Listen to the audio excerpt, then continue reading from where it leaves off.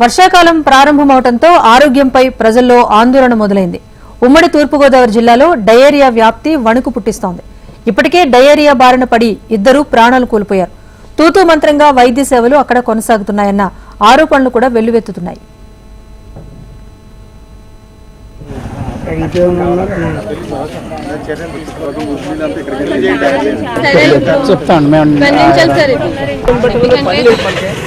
మన ఇబ్బంది ఏంటనేది పైన తెలియపరచాలా. మరి వాళ్ళకి మంది రిపోర్టర్లు వస్తా ఉన్నారు. మీ అందరూ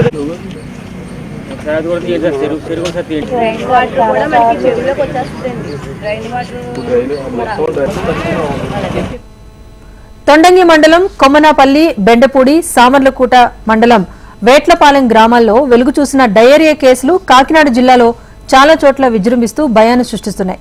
ప్రజలు దీంతో ఆందోళన చెందుతున్నారు. వ్యాధి వ్యాప్తి ఉధృతంగా ఉంటే చుట్టపు చూపు పలకరింపులు తప్ప తమకు వైద్యం అరకొరగా అందుతోంది అంటూ ప్రజలు ఆగ్రహం వ్యక్తం చేస్తున్నారు. డయేరియాతో ప్రాణాలు కోల్పోతే కనీసం ఏ ఒక్క ప్రజాప్రతినిధి కానీ వైద్యాధికారి కానీ స్పందించడం లేదని కుటుంబ సభ్యులు ఆగ్రహం వ్యక్తం చేస్తున్నారు.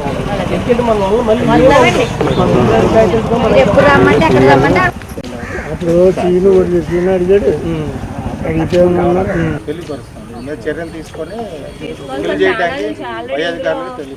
చనిపోయిన వాళ్ళు కూడా ఉన్నారండి. డ్రైనేజీ వాటర్ కలుస్తుందని చెప్పి మనం కంప్లైంట్ ఇచ్చిన ఆ మధ్య కాలంలో యాక్షన్ తీసుకోవడం కూడా తక్కువండి. అది ఎక్కడ ఏంటనేది చూస్తాం, చెక్ చేస్తాం, అలాగని చాలా సార్లు కూడా చెప్పిన అవకాశాలు ఉన్నాయండి. అంతేకాకుండా ఈ చెరువు మెయిన్ ప్రాబ్లం మనకి ఈ చెరువు అండి. ఈ చెరువు మనకి ఇందులో వాటర్ బయటకు వెళ్ళే అవకాశం లేదండి. ప్రజెంట్ ఏంటంటే చాలా మంది చాలా సార్లు దీన్ని లీజుకు తీసుకున్నారు. అప్పటికప్పుడు క్లీన్ చేయడం ప్లస్ వచ్చి మళ్ళీ వాటర్ పెట్టడం అంత మామూలుగా జరుగుద్ది. ఈ రోజు సరికేసారంటే మళ్ళీ నెక్స్ట్ రోజు అవి మొత్తం చనిపోయి తేలిపోతాయండి. ఆ తర్వాత బ్యాడ్ స్మెల్తో మొత్తం అదంతా బ్యాడ్ స్మెల్ అంతా మనకి వీధిలోకి వచ్చేస్తూ ఉంటుందండి. మరి చంటి పిల్లలు ఉన్నారు, ఆల్రెడీ ఇందులో పడి చనిపోయిన వాళ్ళ వ్యక్తులు కూడా ఉన్నారండి. మరి దాన్ని బట్టి మనకి చెరువు కప్పెట్టడానికో లేదా వాళ్ళ ఈ చెరువు వెనకాల ఉన్న ఎంతమంది అయితే ఉన్నారో అంతమంది మీద కూడా యాక్షన్ తీసుకోవాలి. వేట్లపాలెం శివారు జొన్నలదొడ్డిలో 40 మంది, కొమ్మనాపల్లిలో 60 మంది, బెండపూడిలో 40 మంది డయేరియా బారిన పడి చికిత్స పొందుతున్నారు. వీరిలో చిన్నారులు కూడా ఉన్నారు. ప్రత్యేక వైద్య శిబిరాలు ఏర్పాటు చేశారు తప్ప క్షేత్రస్థాయిలో ప్రత్యామ్నాయ ఏర్పాట్లు కరువయ్యాయని ప్రజలు ఆరోపిస్తున్నారు. కాలుష్య కారకాలవుతున్న ఊరి మధ్యలో ఉన్న చెరువులను మూయించాలి అంటూ స్థానికులు డిమాండ్ చేస్తున్నారు. నష్టం జరిగాక నివారణ చర్యలు తీసుకోవడం కన్నా సమస్యకు శాశ్వత పరిష్కారం చూపించాలంటున్నారు.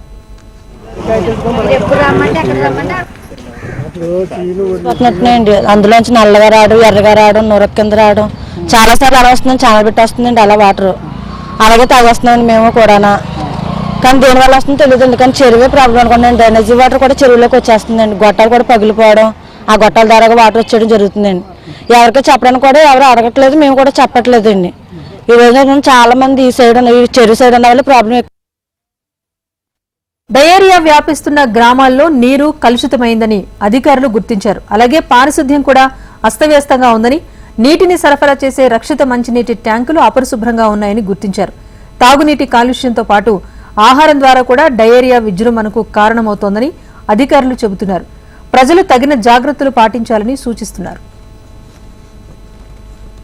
డయేరియా కేసెస్ అనేది ఇప్పుడు మన జిల్లాలో తగ్గుముఖం పట్టినాయండి పూర్తిగా.